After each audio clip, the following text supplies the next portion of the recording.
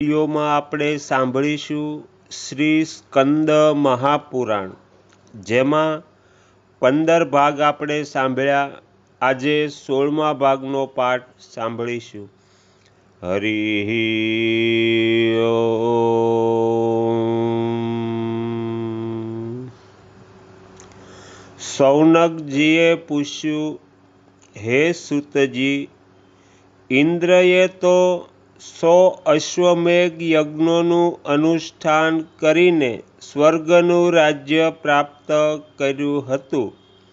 પછી તેમાં વિઘ્ન કઈ રીતે આવ્યું? તો સૂતજી કહે છે, દેવતાઓ, દાનવો અને ખાસ કરીને મનુષ્યોના સુખ દુઃખનું કારણ કર્મ જ છે, એમાં શંકા નથી. ઇન્દ્રએ